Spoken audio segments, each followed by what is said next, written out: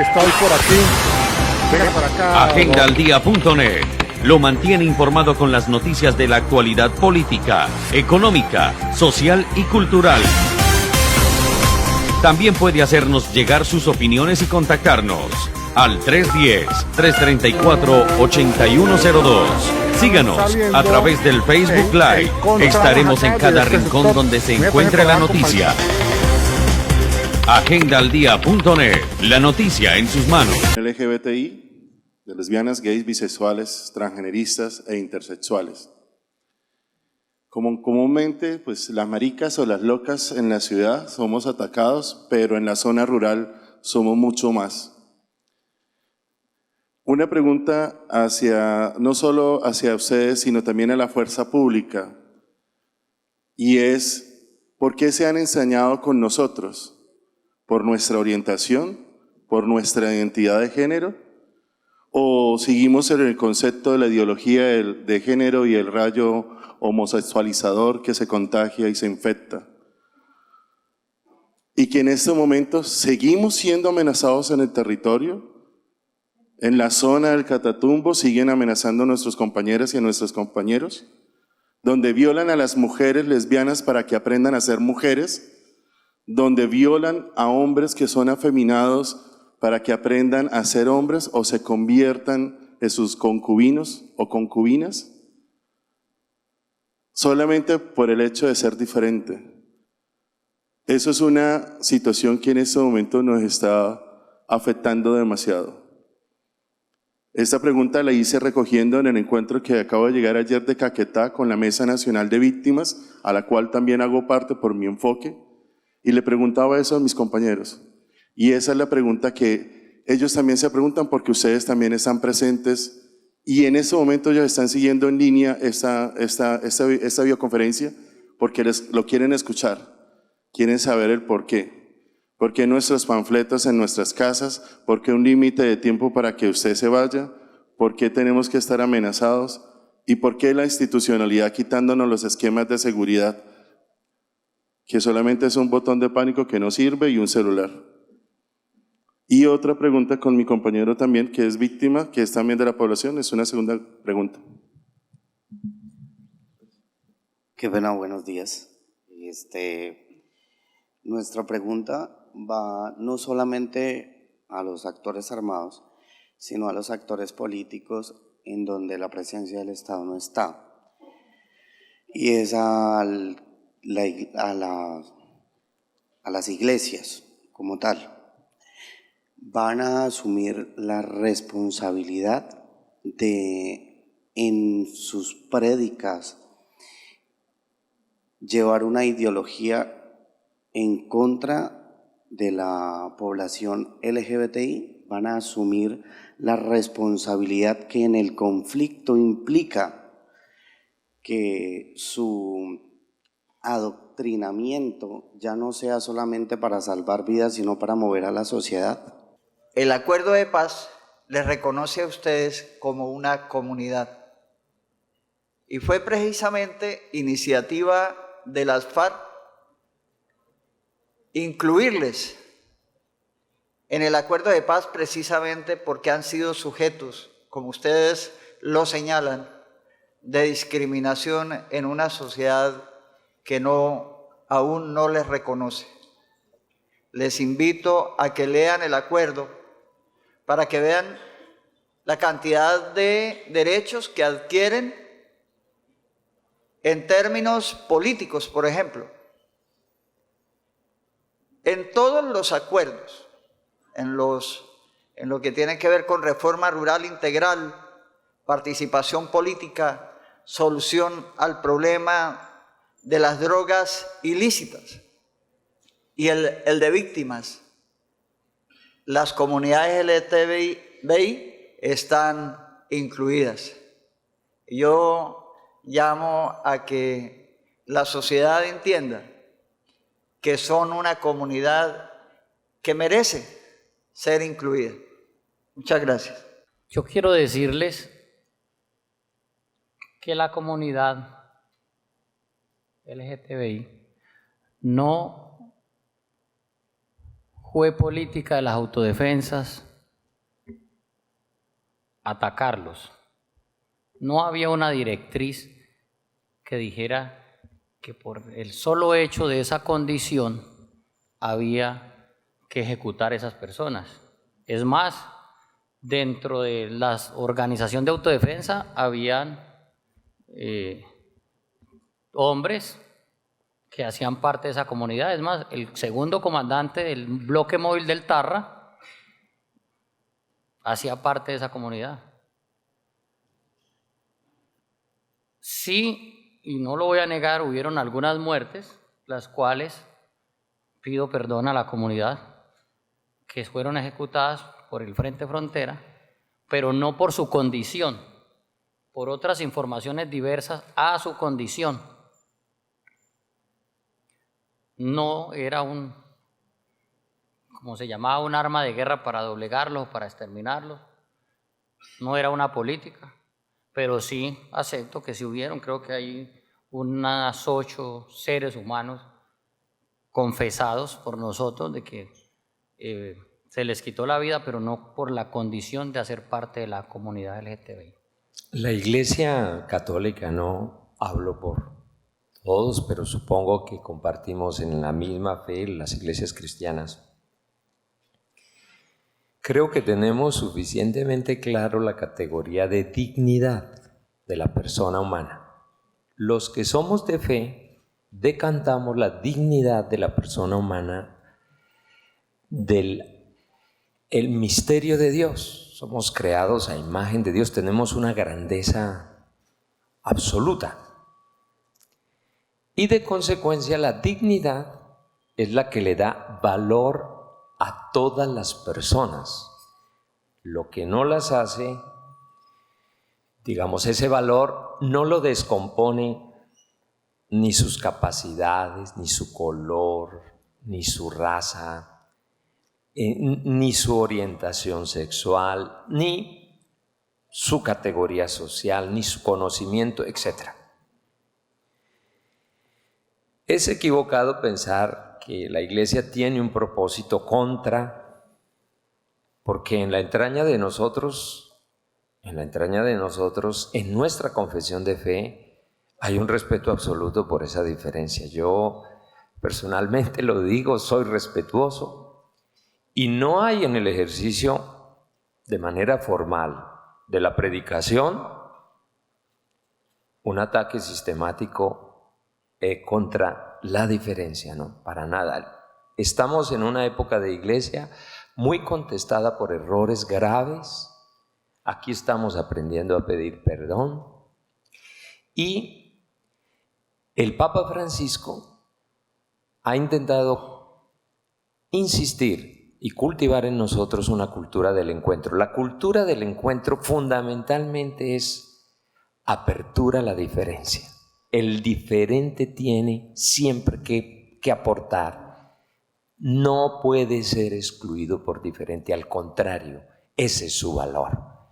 De consecuencia, sin abundar más, digo, de la entraña de la cultura y de la predicación y la orientación de la Iglesia, no es una política atacar, ni el púlpito está hecho para eso. Es evidente que la Iglesia tiene muchos pastores. No sé si en las fuerzas militares todos los militares son capaces de recitar los derechos humanos, o todos los abogados estar ligados sistemáticamente al concepto de justicia, o todos los médicos tienen vocación de salvar vidas. Pero en la entraña de la Iglesia nuestra razón de ser es, y donde encontramos esa diferencia, no encontramos un contendor o alguien al quien aniquilar. Esos ya son, digamos, construcciones que respeto, pero como política, como realidad de Iglesia no debe pasar. Si pasa, ahí hay un pastor equivocado. Buenas tardes. Mi pregunta, pero primero como para ambientarla un poco, es específicamente para el comisionado, pues en representación de la Comisión de la Verdad, entendiendo que, como lo manifestaba hace un rato en una de sus intervenciones, decía que la verdad de la comisión no es la verdad única, sino que la comisión es como un instrumento pero pues la verdad se queda o permanece en el pueblo colombiano. Y es muy importante que la comisión como instrumento, pues en realidad pueda permitir hacer eficaz y efectivo que se recoja la verdad desde todas las perspectivas de los pueblos étnicos del país. Y eso para decir que hay que ir cambiando los paradigmas de la historia, como nos han venido contando que ha sido la historia, y pues en el caso específico la historia del conflicto armado. Y esos paradigmas son necesarios cambiarlos porque quienes han venido escribiendo la historia, precisamente quienes nos colonizaron, precisamente quienes nos violentaron, quienes deshumanizaron a los pueblos étnicos, son quienes han venido escribiendo la historia y han hecho un constructo social alrededor de esta historia. Y precisamente la historia contada de la voz de los pueblos étnicos ha sido negada e invisibilizada. Esperamos entonces que la comisión como herramienta para poder contar la historia del conflicto en el país pueda en realidad ser efectiva la voz de los pueblos étnicos, de los 3 pueblos étnicos del país, y que evidentemente también están aquí en este departamento norte de Santander. Y en el caso específico de lo que tiene que ver con el estereotipo racista del pueblo negro afrocolombiano, raizal y palenquero en el departamento norte de Santander, con relación a un gran número de personas de este pueblo en la vinculación con las AUC, es porque una de las estrategias del imperialismo es demonizar a la persona, o al grupo, al colectivo, al pueblo. En la medida que lo demoniza, lo deja sin alma. Y en ese sentido, pues logra que la sociedad no le tenga piedad. Pero en realidad, pues, el pueblo negro en el norte de Santander está para decirle que también somos constructores de esta verdad, que esperamos recoja también nuestra cosmovisión como afectados, como víctimas, pero también en la medida en que estamos construyendo. Sintéticamente le respondo. La Comisión de la Verdad, por mandato constitucional, tiene la obligación de trabajar con enfoque de género, con enfoque étnico y con enfoque psicosocial. Y en el caso concreto de lo étnico, hemos asumido eso con absoluta responsabilidad. Y tenemos al interior de la Comisión de la Verdad una dirección étnica. Y uno de los 10 grandes temas que la Comisión por mandato va a aclarar es justamente el impacto del conflicto armado en los distintos pueblos étnicos del país. Y además, un número importante de población afro e indígena hace parte del equipo actual de la Comisión de la Verdad. Y está ya aprobado también que uno de los capítulos del informe final de la comisión es un capítulo étnico. Por lo tanto, tengo la satisfacción de decirle que en la comisión esto es una realidad. Estamos escuchando a todos los pueblos étnicos, tenemos contratados ya traductores, porque esto hay que entenderlo también en las lenguas de las diferentes etnias, y tenemos puentes vivos, activos, en las 26 casas de la verdad del país para tener contacto, escuchar e interpretar a todos los pueblos étnicos de Colombia. Muy buenos días para todos y todas. Desde la Corporación Mujer Denuncia y Muévete y la Red de Mujeres Víctimas y Profesionales, pues queremos expresar la preocupación, y es algo que pasa en todos los eventos, y es que nunca se habla de las mujeres. Acá hemos hablado en general de todas las víctimas, pero las mujeres hemos sido víctimas de unas violencias específicas en el conflicto armado. Y tengo 3 preguntas muy específicas para Jorge y para Rubén. Primero, partiendo de lo que representa y la magnitud del daño que significa la violencia sexual para las mujeres, quisiera preguntarles, ¿existían objetivos y directrices para llevar a cabo este tipo de conductas contra las mujeres? ¿Quiénes permitían o dirigían este tipo de conductas? Y adicionalmente quisiera preguntarles también a Rubén y a Jorge, desde su punto de vista, ¿cómo van a reparar a esas mujeres víctimas de violencia sexual en el marco del conflicto armado? Bueno, muchas gracias. Lo primero es que, al igual, no había una política ni una directriz para abusar de las mujeres, o no era un arma de guerra, a diferencia de otros países. Sí, en el caso de Justicia y Paz hay 27 hechos de delito de género que nos han presentado hasta el momento. Y he hecho aceptación de ellos por línea de mando. He aceptado que efectivamente sucedió porque asimismo ellas han contado sus relatos y han nombrado con nombre propio a los comandantes o a los patrulleros quienes cometieron este hecho tan atroz en contra de la mujer. Y digo que no era un arma de guerra, porque si vinimos a hablar de verdad, y hay que decir las cosas como son, y lo he manifestado, es, si eso hubiese sido un arma de guerra, el bloque Catatumbo estaba conformado por 1.425 hombres, y usted se imagina donde un comandante o el comandante le hubiera dado la orden a los comandantes de compañías que para someter a la población civil había que violar a las mujeres. ¿Se imaginan la cantidad de...? Sí sucedió, como acá sucedió en las instituciones legalmente constituidas, desafortunadamente se desbordó y yo por omisión, por no control total de la organización, he asumido que efectivamente eso sucedió. Esos 27 hechos hasta el momento, en todos estos años, no han habido más denuncias, han habido esos 27 hechos y los ha aceptado y les pido perdón, no solo a las que fueron víctimas, sino a todas las mujeres en general que se han sentido o se sienten afectadas por este fenómeno tan vergonzoso. En las FARC, ese tipo de conductas era tipificado como un delito de los más graves. El artículo 3 del Reglamento de Régimen Disciplinario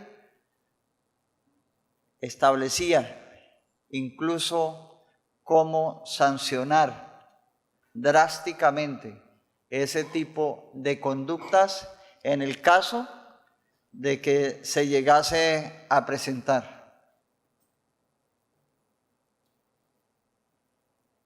Y solamente recuerdo un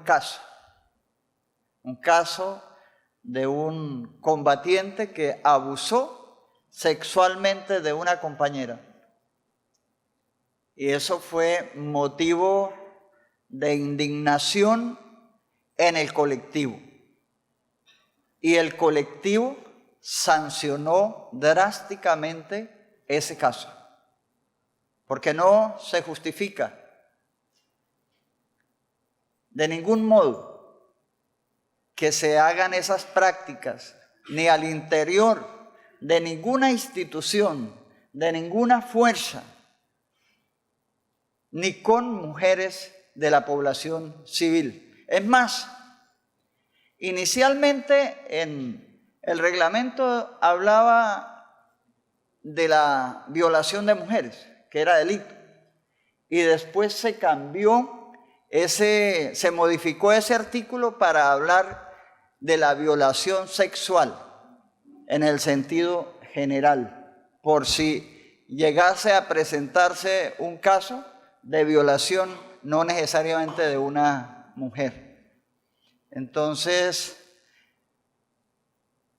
pero sí es importante, me parece a mí, que se hablen de estos temas, porque es necesario que la sociedad sea muy solidaria, sobre todo con las mujeres que han sido víctimas de la discriminación, no solamente de la violación sexual, sino de la violación de muchos otros derechos. Es necesario que se reivindique en un proceso de construcción de paz. Y todos, bueno, primero mencionar que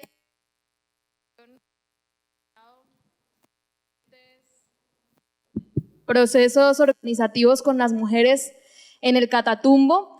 Es muy loable, y también darle un abrazo muy fuerte a Elizabeth Pavón, quien está ahí en representación de todas esas mujeres campesinas aguerridas que, además de que tuvieron que jugar un papel de víctimas en el marco del conflicto armado por todo lo que ya mencionaban, la violencia sexual, desplazamiento y todo eso, también tuvieron que asumir muchas veces otros al interior de sus familias.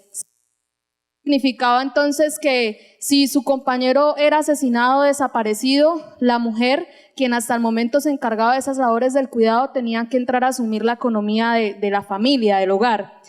En el marco de todo esto, al interior del Catatumbo, el conflicto armado ha permitido que entonces las mujeres se vean organizadas, ¿sí?, en juntas de acción comunal, en comités veredales de mujeres.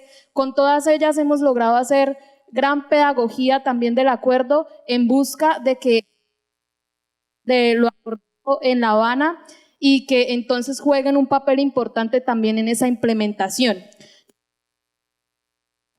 Y es frente a todas esas iniciativas colectivas que tienen las mujeres en el territorio, ustedes como actores, las iglesias, quienes ahora también están en el territorio, como lo es en partidos, organizaciones sociales, políticas, ¿de qué manera que debe generar y reabrir esos escenarios para que las mujeres, sobre todo en esa región del Catatumbo, jueguen un papel, a jugar con gran valor esa tarea de la implementación de lo acordado, ¿sí? Aún hay mucho temor, y sobre todo reconociendo el conflicto latente que aún se mantiene en el territorio. Y también quería agregar finalmente que, si bien en esta mesa hay gran parte de los actores que han jugado un papel en el marco del conflicto, es de no olvidarlo que aquí también faltan las autoridades, ¿sí? Durante todos los discursos logramos percibir, y de pronto si no nos queda claro, que reconozcamos que aquí faltan las fuerzas militares, ¿sí?, el gobierno, que aquí falta que estén también dándole la cara a las víctimas, ¿sí?, y también generando nuevas alianzas con esos procesos sociales y con los procesos que se están dando posterior a los acuerdos. Por manera no se conocían, se conocieron hace 2 días a instancias de este evento. Y además de las gracias, quiero por favor decirles que se dirijan al público y nos expliquen qué ha significado para ustedes este encuentro. Rápidamente, efectivamente, lo que Marta ha manifestado es la realidad. Aquí solo hay una fracción, una parte de los actores del conflicto. Aquí falta su gran mayoría, y ojalá en el próximo evento que se lleve a cabo estemos todos para por fin llevar esa verdad que todo el mundo está esperando. Ahora, de la manera más humilde me dirijo a todos los que se encuentran en este recinto y los que en algún momento van a escuchar por algún medio lo que ha significado esto. Cuando yo vi a Rubén, después de todas las historias y todos los quedamos en eso, algunas cosas son ciertas, otras no son ciertas, que se escuchaba de él, de impacto me dio alegría poderlo ver, porque yo veo también la esperanza en que ellos, y aplaudo el paso que ellos también dieron de deponer las armas, y sé que con la verdad de ellos y con lo que ellos han empezado a contar y a esclarecer, ya hay otra parte de la verdad que la van a saber las víctimas, y confío en que se permitan, que se apoye todos estos acuerdos para poder continuar. A Rubén directamente le quiero pedir perdón. Su familia fue afectada por el accionar de las autodefensas. A su señora madre, Rubén, mi más sincero solicitud de perdón, porque sé que también sufrió mucho con la muerte de sus familiares, sus tíos, sus hijos. Entonces, de corazón y de igual manera, como se lo he dicho a cada una de las víctimas, eso es lo importante, la solicitud y perdonar para poder continuar con este proceso. A mí me parece que este es un momento que estaba en mora. Este es un momento en que nos encontramos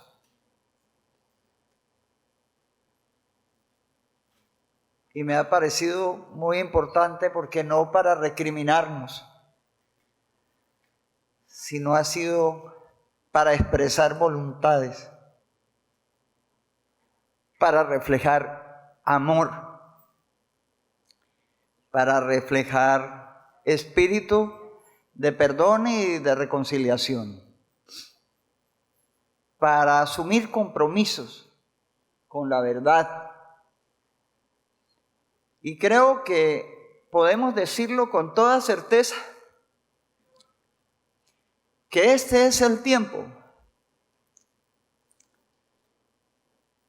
para que se inicie el reconocimiento de verdad con los derechos de las víctimas.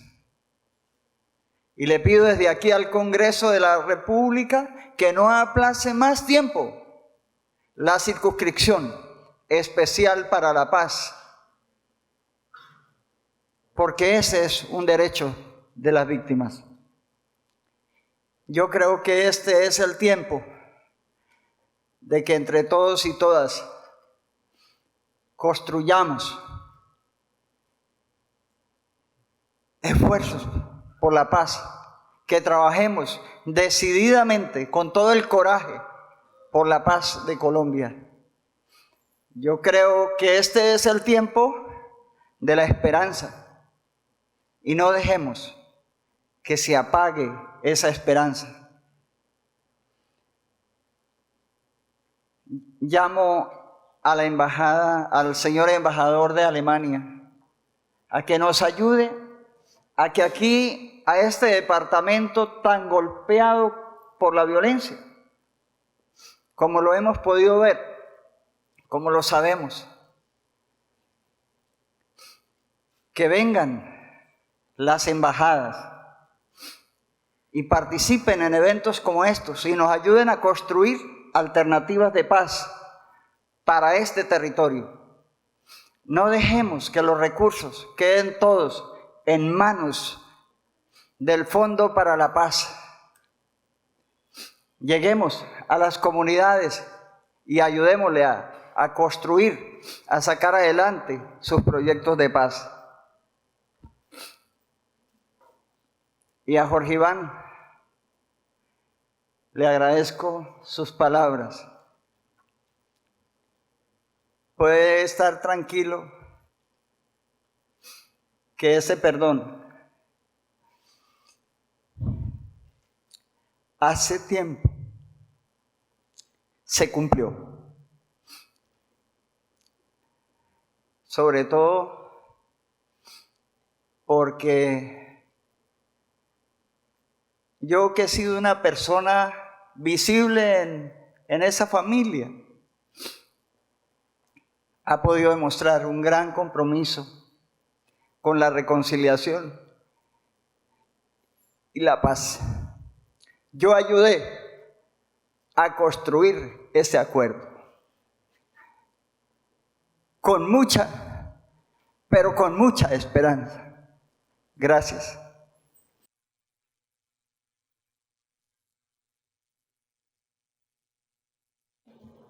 Gracias. Bueno, como representante de un programa de cooperación alemana que trabaja por la construcción de paz en Colombia, realmente es un honor estar acá. Más que concluir, esto es prácticamente, como lo decía Gloria, es un abreboca a lo que nos toca recorrer todavía como ciudadanos y ciudadanas en Colombia. En ese espacio se dieron muchas ideas importantes y que se repitieron mucho, y voy a intentar muy rápido como parafrasearlas, que dice: la verdad es importante y es un complemento de la justicia.